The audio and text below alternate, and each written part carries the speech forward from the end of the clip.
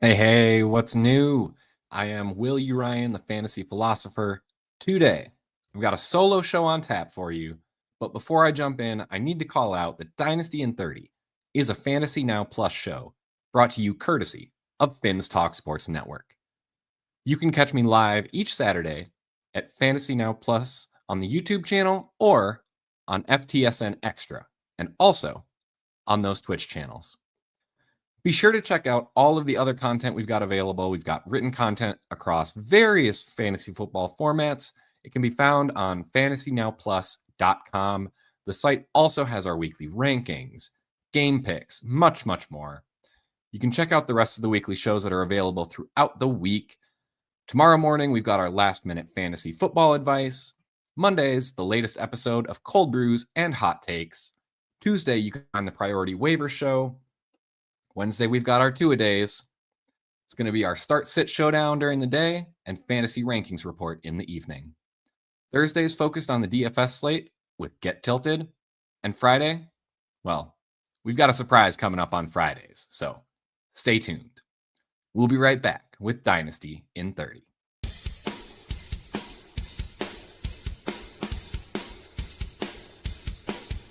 You're watching Dynasty in 30, only on Fantasy Now Plus.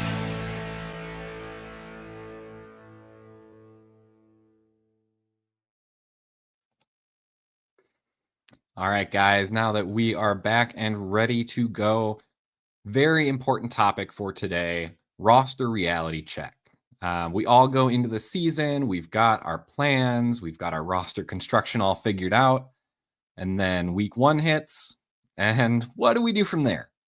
So now that we're about halfway into the season, we know we've got the fantasy playoffs coming up soon. It is very important to make sure that you have a plan, you know what you're doing with your roster. If for some reason it is tricky, that's what I'm here for today. All right, so we've got our roster reality check. I'm going to go through a handful of my rosters here, basically just looking at them, looking at the situations, and talking through my thought process of, am I going to try and make some moves to compete? Do I need to start selling off points to drop my max points for in order to get better draft picks for next year? Kind of all of these potential situations. It gets confusing, so let's go ahead and jump right in. So, first off, I've got a roster. It is a 12-team start 12. So it's super flex. So you got a QB, 2 running backs, 3 wide receivers, 2 tight ends, actually, 3 flex that can be running back, wide receiver, or tight end. And finally, the super flex that could also be a quarterback. So it's a point per reception league, and it does have tight end premium of a half point for each reception. So first thing to note with this setup is tight ends become way more valuable. When you're forced to start 2 in a 12-team league, all of a sudden the top 24 tight ends each week theoretically should be getting started. And then you've also got flex spots. So it's important you want to get a stable of tight ends in this league. The tight end premium just kind of bumps it up even more than that. In terms of standings, so at the moment, after week 8, I am 5-3. So winning record, I feel like I've done a pretty good job there, but I am in 7th place. So not quite in position for the playoffs yet. Obviously, I would have expected to be in the playoff picture right now at 5-3. So there must be 1 or 2 really bad teams that just everybody is beating so that everybody's in that 5-3, 6-2 kind of mess. But one of the important things that I really look for, you need to look at kind of where does your roster sit? So I like to look at max points for because I think that gives a better idea of how strong your roster actually is. Each week you can kind of get, some fluky start sit decisions that are going to impact your actual points for. Throughout the season, that should even out. But then you also want to look at kind of how teams are performing against you. So if you notice here, I've actually got the 4th fewest points against in this league. So I've actually had a pretty easy schedule so far in terms of fantasy football matchups, which kind of explains the 5-3 matchup in terms of, I'm 8th in max points for, but I've only faced the schedule with the 4th fewest points against. So I think that kind of explains why the record looks a little bit better than it maybe is. The other thing to keep in mind is future draft picks. So here I have actually already traded away my 1st round pick for 2026. So I don't have that. So tanking is going to make this really, really difficult because it's not actually helping me with a 1st round pick. And that's going to be a big consideration for me. If there are leagues where I don't have my 1st round pick, you may call it petty. I'm not just going to hand someone the 101 just so that I can have the 201, the 301. Like, I don't think that's worth it. I would prefer to just take my middling round 2 pick and see if I can squeak into the playoffs and let variance take its course. So this league kind of sets up really nicely for that type of approach, being 5-3, 7th place. So I need to string together a couple wins to get into the playoffs, and then we'll see what's here. So let me pull up the actual roster here. I know this is a little bit small, but in terms of quarterbacks, remember this is a super flex league. So I've got Tua, who has looked brutal, but has put together some pretty useful weeks. Brock Purdy's been hurt. I think that's, part of the reason that my team hasn't been better. I was kind of expecting Purdy to be one of my mainstays. JJ McCarthy, again, hurt. Geno Smith has not lived up to expectations. So I think that right there kind of shows you a lot of why this team is underperforming compared to what I would have expected. Hence why I probably have traded away my 1st heading into the year. Running backs, as I look at this is a little bit brutal. I've got Derrick Henry, which should be a great mainstay for a running back 1. The Ravens have a great schedule the rest of the way. So I fully expect Derrick Henry to be kind of a top 5 or 6 running back option the rest of the way. He's going to be a staple of my lineup. So right now we've got Ray Davis is the 2nd running back starting here, which I am not thrilled about this week. It just kind of is what it is. If you look over here on my bench, I don't have a lot of other options. My running back 2 would be Breece Hall. He's on bye, so that's kind of why we've got Ray Davis in here. I frankly probably would have started Justice Hill, but they played on Thursday, and I did not know that DeAndre Swift was going to be out. So I had previously had DeAndre Swift in, had to take him out when he was ruled out yesterday. So running backs week here. But we do, in a normal week, have a decent core between Henry, Breece Hall, DeAndre Swift. I'm thinking I should be able to kind of put together at least 2 out of 3 reasonable running backs. And then my hope is that I'm going to be able to make that up at wide receiver. So, it's not the best situation at running back. My quarterbacks have been hurt. I do have a winning record here, but that's why I think I'm going to really try and push here. So if we look at receiver, I actually really like my receiving core here. So I've got Justin Jefferson, obviously one of the top wide receivers in the game. I've got Drake London. Nico Collins has disappointed so far, but I think Houston I think they're starting to gel, starting to put it together. We're seeing some of their players really pop. We even saw some of the young guys get involved when Nico was out with a concussion. Kirk was out with his hamstring. Both of their starting receivers are back this week. So I'm kind of expecting to see that group just kind of gel. So I'm really hoping between Jefferson, Drake London, Nico Collins, that's going to be kind of my main 3 wide receivers for this push. I then have Zay Flowers, who got off to an awesome start this year. Again, Baltimore has a very easy schedule. So Zay Flowers he's a dark horse to kind of put up low end wide receiver 1, like up down to like mid-tier wide receiver 2 numbers, I think. Moving forward, I think he's undervalued at the moment. If you have a contending team, he's one of the guys I would go out and get because 1, he's young.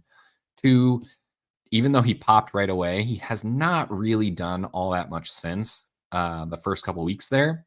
And part of that, Lamar Jackson was out. So we just got Lamar Jackson back. He put up a 5 for 5, 64 yards. Reasonable. But that was not a situation. We were not expecting them to throw the ball all over the field against whatever team the Dolphins have been rolling out there, right? I mean, this was supposed to be a Derrick Henry game. He got 19 carries for 119 yards. I think bigger things are in store for Zay Flowers.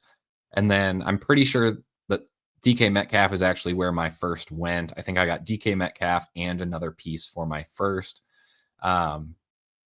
It's really in the passing game. I mean, it's DK Metcalf at wide receiver. Calvin Austin's been in and out of the lineup, but I don't think anyone thinks that Aaron Rodgers is going to rely on him all that much. So after DK Metcalf, it's been the tight ends in Pittsburgh. It's been the running backs in Pittsburgh. I think we're going to see DK Metcalf get fed for a few games in there. So, I'm thinking this is really where the strength of my lineup is going to be in this wide receiver room. What I'm probably going to try and do, I'm looking at this. I've got TJ Hawkinson, Hunter Henry as tight ends. What else? Ben Sinnott. I mean, man, he's like my all-time what if at tight end. He's one of the better prospects that just has not done anything at all yet.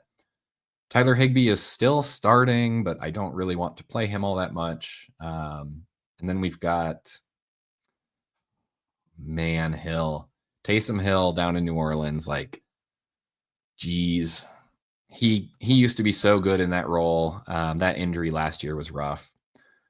Don't really have much else for tight end. So legitimately, I've got Joe Burrow here on IR. If I'm going to look to compete, I'm probably going to end up trading Joe Burrow here. I'm just going to use him as trade bait. I think enough people are seeing what Jamar Chase can do with Joe Flacco at the helm. And it's like, when Burrow comes back, we know what they're going to be able to do. So I fully expect this week, next week, before the trade deadline, I'm going to be moving Joe Burrow. I want to see what happens at the trade deadline with Jacoby Myers, Breece Hall. All of those guys are in these rumors, and I think their situations could change a lot. So I'm going to be looking to jump on any immediate value spikes, because that's really where you can take advantage. Is people get nervous about good players getting additional competition, and like at wide receiver, especially like for Jacoby Myers, teams that, or I should say wide receivers that move to different teams just don't tend to produce well in the NFL that season. It usually takes a year. They got to get the system down. They need to get the timing down with their quarterback. You just can't rely on those guys. So I'm going to be watching for that, see kind of what buy opportunities there may be for the guys who are already on the team that maybe acquires Jacoby Myers. I know he's been rumored quite a bit out there. But yeah, Joe Burrow's a good trade piece. I've got some rookies here, Jalen Noel, Torrey Horton. Neither of these guys are really helping me this year. So definitely I'm going to be looking at moving them as well. If I can avoid it, that'd be great, just because they're on my taxi. I don't want to lose the roster spot, but I mean, if we look back, we've already given my first, we have 3 seconds. So only one of those is mine. So I'm not going to tank here. I'm going to go for it, try and get back into the playoffs, and see what we can do when we get matched up. We aren't going to get a bye in this league, but that's okay. So we do have a question here. So is Jacoby Brissett a start now? You've got Stroud. I mean, I like Jacoby Brissett. We've seen what that roster can do. My big concern with Stroud is I don't know how much time he's going to have this week. That offensive line has been really banged up. Yeah, I think I would roll with Brissett just because that offensive environment should be awesome against Dallas. That's where I'm going. I would rather play Brissett than Stroud this week. All right, let's move on to roster number 2.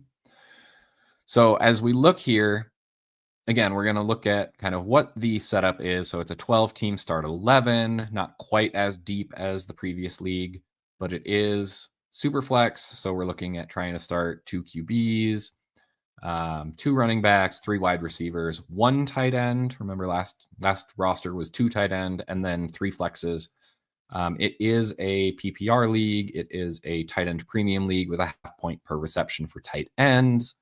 Again, I'm 5-3. This time I'm actually in 7th place, and then 8th for max points for, and again, 4th fewest points against. This time I do have all of my picks and then a couple extra thirds. So that's going to be kind of the big difference between this roster and the first roster. When we look at the players, again, you're going to see Brock Purdy on a lot of my teams. I think he's been super, super undervalued. That Shanahan offense is awesome. He got his extension. Like, he's no longer just free on his rookie contract for San Francisco. They paid him. Same thing with Trevor Lawrence. Like, I know he has looked absolutely brutal this year at times. Do yourself a favor and go look at where he ranks this year. Trevor Lawrence, I think he's actually like borderline a QB1. So don't worry too much about what they look like. Just worry about what stats they're putting up. Even if the team is bad, like Trevor Lawrence has been getting it done, even if it's in garbage time. I know Travis Hunter caught the long touchdown right towards the end last time we saw them. It really has not been as bad as you think. I do like to have some backup QBs. I did end up with Mac Jones here. And really that was to cover for Brock Purdy. Worked out decently. So every time that Purdy hasn't been playing, I just plug in Jones. This week, it looks like it'll be Jones again. Running back. Again, we've got Derrick Henry. Tyjae Spears, I think, is one of the targets that you should be looking to get now. Tony Pollard has been okay, but that Titans team is just rough. They're going to be behind in a lot of games, and in those game scripts, when they're behind, Tyjae Spears is their passing down back. So if they ever get down early, Pollard is not going to get much playing time at all. It's going to be Tyjae Spears.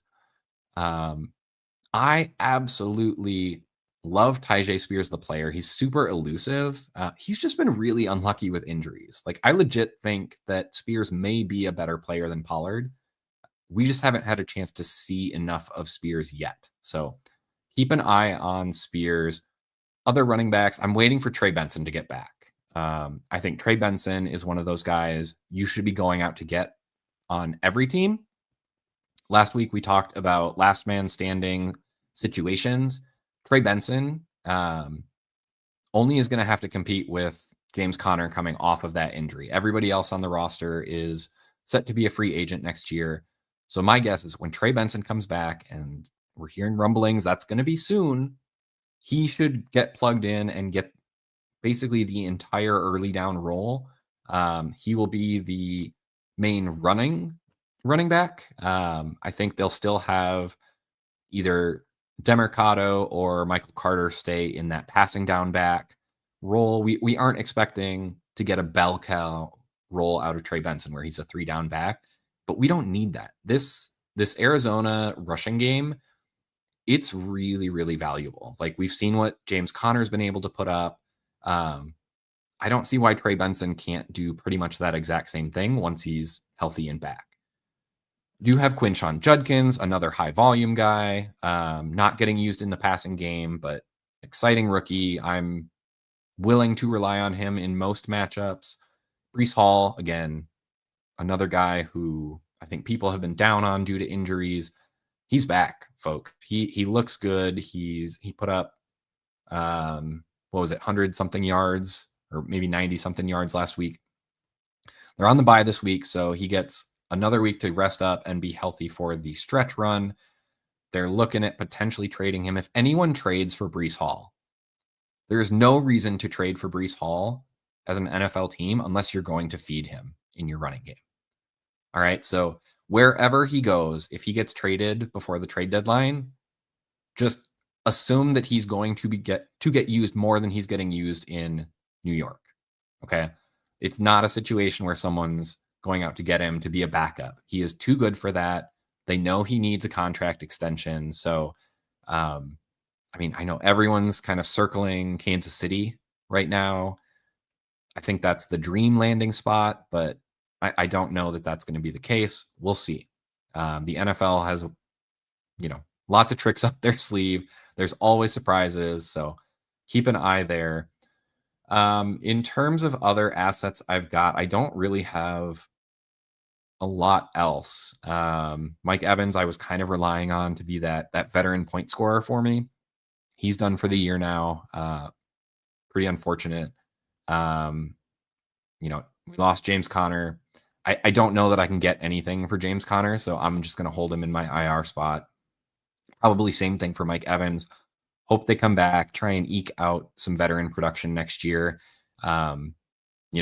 These guys are likely to just kind of wither and die on my roster at this point, unless they can come back and start scoring next year. That's just, it happens. I do have Kyle Monangai in my taxi squad. Looks like I need to activate him this week. And then we look at receiver, and I've got Puka Nacua to hold that down. I've got Olave. Pittman's been awesome this year. Got upside with Io Manor. He's been getting very, very involved as a rookie. So might need to make some moves at wide receiver just to fill out some of these flex spots. Or, as I mentioned, I do have my first round pick here. So if things go south this week, if for some reason a lineup that I'm pretty confident this week that I'm going to be able to pull out a win, just based on the way the injuries have shaken out. But if I do lose this week, I'm not going to strain here. I'll probably just sell off Derrick Henry for a first plus. He should, at this point, they're seeing what they're going to do with Henry. Everybody should be able to see what's coming. He always gets better later in the year. Loveland at tight end, I can trade away Juwan Johnson, who is getting used kind of in the same range of usage as guys like Trey McBride. Okay, he had a little bit of a dip there when he got injured. He's off the injury report now. So, if you're a contender, go out and get Juwan Johnson. If you're deciding to rebuild, and this is a team that really could go either way, I have enough pieces here to compete. If I do win, if I can get to 6-3, move up into a playoff position, I'm going to go ahead and do that. If for some reason I fall to 5-4 and, I'm already in 7th, I'd probably drop to 8th place. I'm not going to fight to make the playoffs here.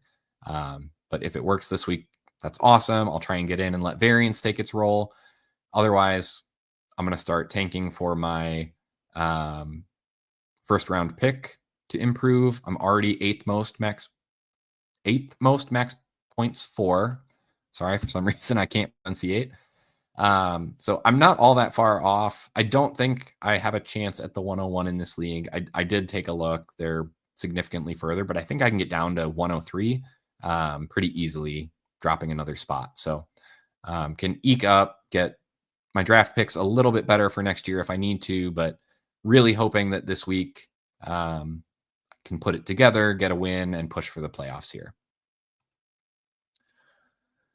Okay, got a couple more questions while that one was going on. So who would we start between Sutton or Tracy? Man, I'm probably going Sutton. I get worried about Tyrone Tracy. We've seen what he is. He's not awesome. He just, he produces when he has the runway to do so. And I guess he's got that with Scattaboo out. But honestly, in a dynasty team, I am 100% looking to trade Tyrone Tracy unless I'm in a contending team and absolutely need him to start in my running back 2 spot. If I have any depth at all at running back, I'm shipping Tracy. We know what's going to happen when Scattaboo comes back. And I think people are very concerned about this ankle injury because of how ugly it looked. We've seen guys have this dislocated ankle injury before. He legitimately should be healed up in time for off-season activities. I think we're going to see Scattaboo back essentially to start the season. I don't think there's going to be a ramp up like we see with some of the injured players. Yeah, I mean, we've seen this before. It's not a super scary injury. It's not an Achilles injury that really saps your explosiveness. Once they replace it, get everything set, get the bones fully healed, he should be good to go in a few months. So I'm gonna go Tracy. Sorry, I'm gonna go Sutton there. I trust him. I think he's gonna be Bo Nix's top target. So if Denver is gonna do well with their passing game at all, it's gonna be through Sutton. Dobbins or Hunt, who should I start? I mean, I'd probably go Hunt in this case. I think he should have the majority of the work. He's for sure going to be the goal line back. I do think the overall kind of scenario here with the Bills Chiefs game, I think everyone's expecting a shootout. I don't know that it's really going to be a shootout. I think it's going to be a slugfest. And frankly, that kind of plays more into Hunt just trying to take body blows all game. You're not looking for Hunt to break big explosive runs. That's not who he is anymore.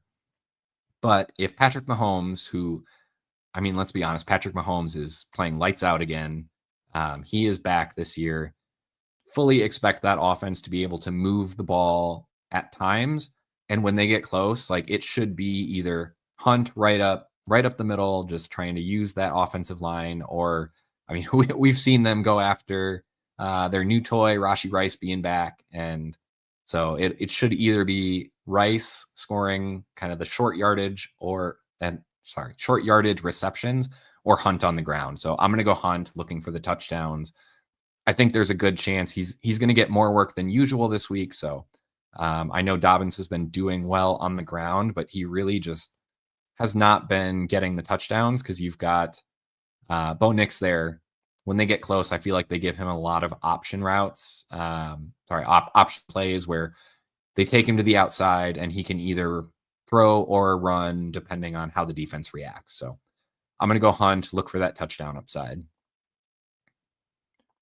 A flex Pittman or Chase Brown. That's going to be it's a closer decision, I think, than I was expecting. I'm going to go Pittman. I don't fully trust Chase Brown yet. The offense has looked a lot better with Flacco. Flacco's shoulder is hurting. He's truly questionable. I'm going to go with Pittman just because I think we know what Pittman is. There's a lot less question marks there. And Pittman's been balling out. So I'm going to hedge the risk with Chase Brown and go Pittman. Jamie, how you doing? I see you're in the chat. You sold a Gadsden share for 2027 first. I like that price. I think that's about where it should be. Only 17 shares left. I mean, man, you might have to bump up that exposure a little bit more, my man. I actually really like Gadsden. Valuing him, I think that first round pick is right around where it should be. I think he legit has perennial top 5 upside moving forward from a tight end position. So if you are in a league where tight end is important, I know with the first roster I was looking at, it was start 2 tight ends with a half tight end premium. Gadsden, like very much so, that's probably a 3rd round startup pick in that format for me, to give you a sense. But in normal, quote unquote normal, I know we all play different leagues. I think a first rounder is probably fair towards the top end of the range of what you legitimately can get for him in just a normal PPR and a standard, half tight end premium league. But he looks legitimate. He is essentially a wide receiver playing tight end. He's going to be fun to watch for years. So I'm absolutely going to get him. If I don't have to pay a first, I'm happy to go get him. And frankly, I'm doing it on rebuilders and contenders. He's one of those guys. He's so young that, I'll take the points this year to have him over the long haul. We got Marvin Harrison Jr. versus the Cowboys, or Debo versus a good Seahawks defense. That's really tough because you do have Terry McLaurin out. So theoretically, Debo should be getting a ton of work. I pay really close attention to the reports that we are getting kind of overnight and on Sunday morning. Because if we hear anything that Debo's heel is legitimately bothering him, then I'd probably just take Marvin Harrison Jr. I don't want to mess with Debo aggravating whatever. Like I think I'm seeing it's a heel bruise if I remember right. He was not very involved last week. Like I'm concerned there. I'm not that worried about Jaden Daniels. That's actually not the concern here. It's just going to be that Seahawks defense and Debo not being 100%. I think they're in a situation where even if he's not 100%, they might roll him out there as a decoy. So I'd probably just roll with Marvin Harrison Jr. and hope for a scoring bonanza there. Hope he can cash in on some of the touchdowns because it has been a great matchup for wide receivers against the Cowboys. All right, got one more before we really get going. Ferguson or Gadsden? I mean, is that Terrence Ferguson? Because I'm taking Gadsden on every single day, every day, twice on Sundays. Yeah, that's not even close for me. Yeah, play Gadsden when you have him. He's super involved right now. Just enjoy the ride. It's going to be a fun one. So, Cowboys Ferguson. That makes way more sense. I don't know why I wasn't thinking that. So let's go back to this. Jake Ferguson or Gadsden. I'm taking Jake Ferguson this week. I think he is going to be a dump off option. I think the Cardinals are going to have to kind of sit safeties back against CeeDee Lamb and George Pickens. I think Dak's just going to, take a few shots deep to CeeDee Lamb and Pickens, but I think for the most part, it's going to be the underneath stuff with Ferguson. I think you might see Kevontae Turpin get a little bit more usage this week. So keep an eye out for that if you're like desperate for a flex play. I do know I've got Kevontae Turpin higher than consensus. Not that I'm expecting all that much for him, but again, deep league, if you're desperate, I know there's a ton of injuries out there. You could do worse than Kevontae Turpin. So last roster I want to look at, third one here. It's another 12 team, start 11. Same setup as the last one with quarterback, 2 running backs, 3 wide receivers, a tight end, 3 flex, and a super flex. This is just a point per reception, no tight end premium. So we're kind of going to be backing off of tight ends in terms of importance a little bit. Again, another about 500 team. So this is one that when you've got your records like this, the first 2 that I was looking at, I'm actually above 500 in both leagues. But I'm not choosing to compete just because I'm above 500. I'm choosing to compete because on the first one, I didn't have my first round pick. So even though the team is probably the worst the first roster was worse than the second. But I said for sure I'm competing there because I don't have my first. The second one, I have more flexibility because I do have my first, but I want to see if I can move up. This time, I'm actually in 6th place, so I am sitting in a playoff position at the moment. I actually have the 7th most max points for, which again, kind of right in the middle of the pack, but a little bit better than the first 2 rosters. But I do have the second fewest points against. So I've had a very, very favorable schedule thus far in the head-to-head matchups. I do have my entire 2026 draft pick set available with an extra second and an extra third.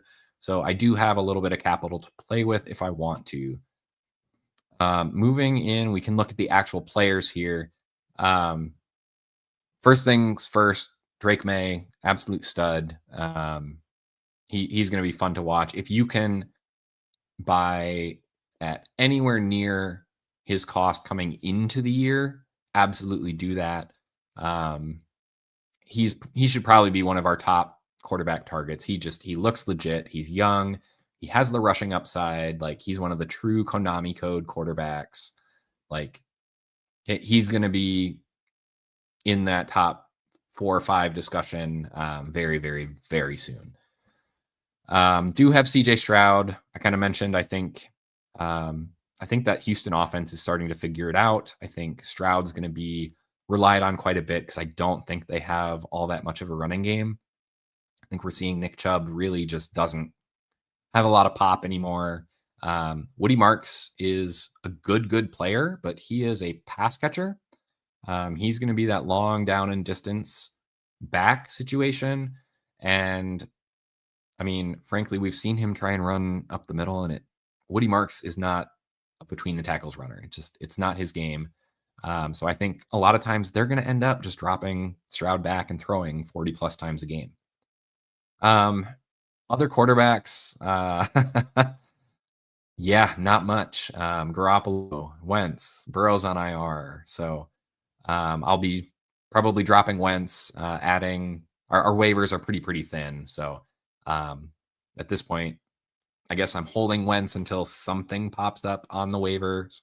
But for now, like, I'm not expecting anything for Wentz. I know he's done for the year. I don't think he's going to play again after this year. So,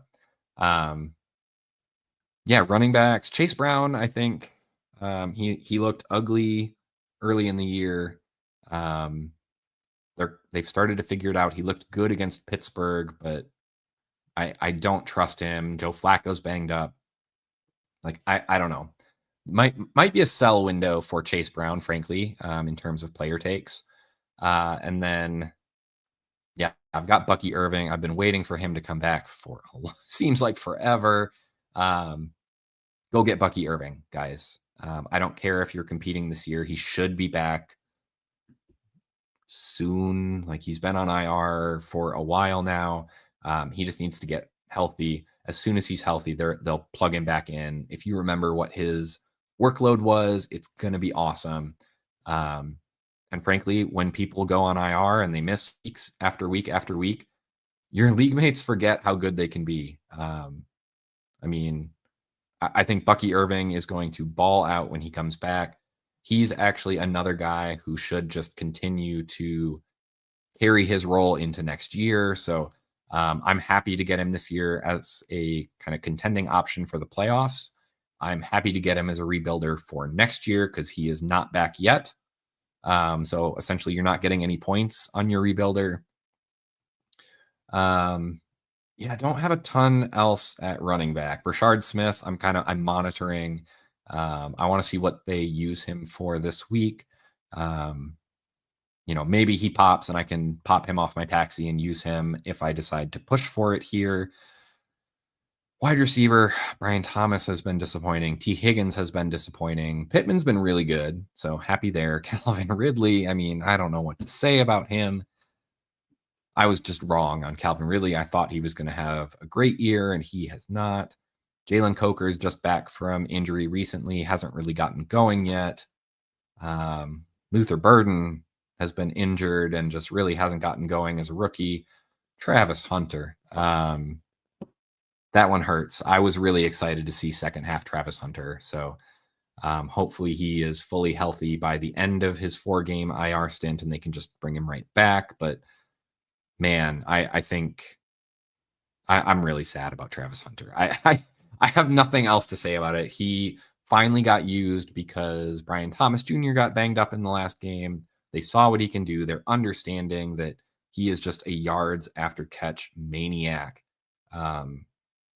Like, they're figuring out how to use him. I think he was going to be really dangerous. Yeah, I don't have a lot here. So honestly, I mean, this is looking like a situation. I think I'm probably just going to punt this one. I don't know that I'm even going to push. So to do that, I've got my first. So I want to get this. I want to get as low on my max points for as possible. I'm getting rid of Chase Brown. I can tell you that right now. Sunday morning, I'm going to be sending out offers for anyone who, lost DeAndre Swift for the week. They've got Isaiah Pacheco, and they're looking for another running back. Like, I think Chase Brown is going to have some appeal tomorrow morning. Absolutely try and sell him in this type of situation. So if you've got a roster like this where you just don't have the horses to legitimately compete and you've got a player like Chase Brown, go ahead and sell him coming off of a good game in a week where we've got some more running back injuries, we've got a couple buys. Like, it's a good week to sell a running back, especially one that has a role. You know what you're getting role wise from Chase Brown, but the efficiency hasn't been there. Just see what you can get out of desperate teams that need a win this week. I am going to for sure be trading Mark Andrews off of that 2 tight end game on Thursday. That's what you're looking for on your rebuilders. Take advantage of these short-term overreactions. I mean, if you look at it, he had 4 touches, guys, 4 touches. Scored 2 touchdowns, and everyone's going to remember that. But 4 touches, 5 opportunities, one target that he didn't catch. Like, he's already 30, guys. Just, if you've got Mark Andrews, you need to be looking to the future. So if you are on a rebuilder and you've got Mark Andrews, see what it takes to get up to Gadsden. If it's not someone who's demanding a first for him, Mark Andrews plus to go get Gadsden, and I am ecstatic. As soon as Calvin Ridley comes back, you can't really sell him while he's out. But once he comes back, fingers crossed, he gets hyper targeted as their wide receiver 1 again. I don't know if that's going to be the case though. But again, short-term value bump is what we're looking for here. See if you can get up to a second. I'm snap accepting that for Calvin Ridley at this point. If you do decide to go down this path like I'm going to here, I am absolutely going to be sending out feelers for Neighbors. He is the top rebuilder target out there. All of these injured stars are who you want to go get. The guys that aren't going to get you points, but they're going to be back next year, and offenses get built around them. So Burrow, Neighbors, trying to think who else. O'Marion Hampton, like, apparently he's still in the walking boot. Like, go get him. Trey Benson's not back yet. Bucky Irving's not back yet. Travis Hunter just went on IR. Like, you can be skeptical about Travis Hunter, but his value is going to drop too. So I think you can get a deal on someone like Travis Hunter to see what that role is coming back off the injury. So that, I think, is going to wrap it up in terms of my roster reviews. Definitely going to be punting here, but those are the types of deals we're looking to make. We want to get rid of our aging assets. Frankly, if you've got players like Thomas and Higgins that are underperforming, if you're rebuilding, are they really hurting you to keep them? I think their value goes up into next year. So I don't think it's going to go up all that much this year. I don't think they're going to score a ton of points this year. Cincinnati, Higgins is definitely a second thought behind Chase. Not that he's not involved, but it's been not what we came to expect from T. Higgins. I think once Burrow comes back, you'll see T. Higgins right back to that 1B situation with Chase. Brian Thomas, I think he's playing through an injury. He had one of the greatest rookie seasons we've seen. I'm not that worried long-term about Brian Thomas. I think it's a new offense. He's playing injured. That it's just not clicking with Trevor Lawrence right now, and that's fine on a rebuilder. You don't want him to score. Pittman, I mean, he looks good. I would consider selling Pittman because I don't know that his value is really going to go up anymore. And he is putting points on the board. So he's someone I'd look at maybe getting out of. I want to, at this point, I definitely want to try and get a first plus, or, if I can sell Pittman for Hunter plus, that type of situation, or if I can go Pittman plus to get up to Neighbors, it's going to take, a decent plus there on top of Pittman. But how many wide receivers legitimately get 30% target shares? I think the answer is like 4, maybe 5. Jefferson, Chase, Neighbors when he's healthy, and ARSB, Amon-Ra St. Brown over in Detroit, I think are the 3. I mean, yeah, I'm going for Neighbors if I can get him on every rebuilder. So, all right, we do have a couple last questions before we go here. Let me get rid of that. Rest of season, Dak or Flacco? Definitely Dak. Flacco's been good. I think Flacco's going to be a quarterback one, but Dak is just, he's in a great offensive environment. Dak has more future appeal. I don't think anyone expects Flacco to continue. There are rumors that Burrow's going to be back late in the season. I would hate to, if this is a rostering question, I would hate to roster Flacco over Dak, only to have Burrow come back in the fantasy playoffs. So I'm definitely going Dak there.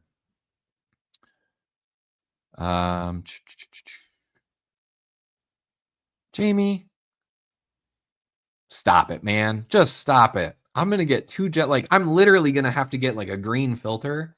Gadsden off waivers. That's awesome, my man. Congratulations. That is, off of the taxi. I see the next one now. It is the taxis. But still, that's the found money situation. I mean, I think we were paying a 3rd round pick, maybe even a 4th round pick for Gadsden in draft season. So count your winnings. That's the goal. That is living the dream right there.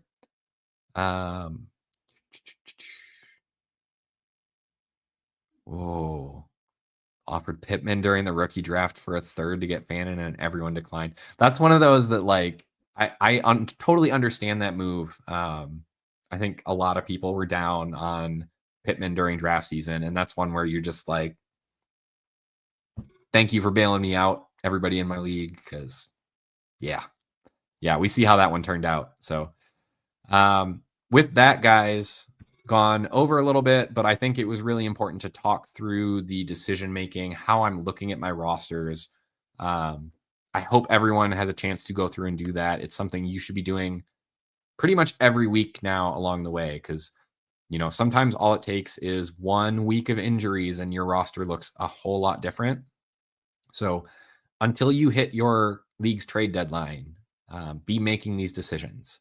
So if you can get good value, if you've decided you're going to rebuild, if you can get good value, get those points off your team as quick as you can, but get what you can in terms of value out of them. We're not necessarily just kicking guys to the curb just to get rid of them. You want to make sure you're not hurting your overall roster value. You're just shifting that value into assets that are either A, more liquid in terms of draft picks, and B, more insulated. So you want guys who, they're already injured. They're not going to drop in value anymore. Right now, if you've got players who are not injured, think, what is their value going to be if they get injured? Right? You immediately see that drop in value.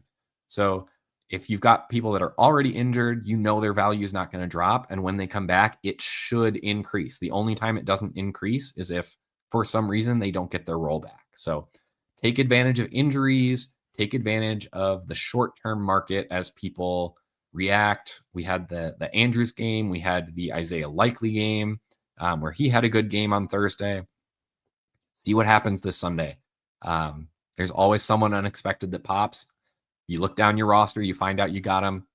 That's where you turn around and sell him, unless it's someone who you decide you're going to build around. So with that, I think I'm going to call it there.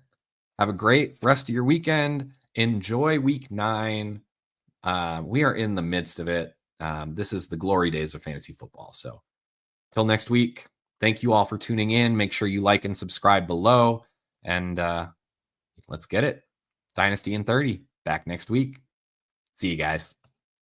Thanks for listening. Be sure to like and subscribe wherever you watch or listen to podcasts. We'll be back next week for more ways to win your league.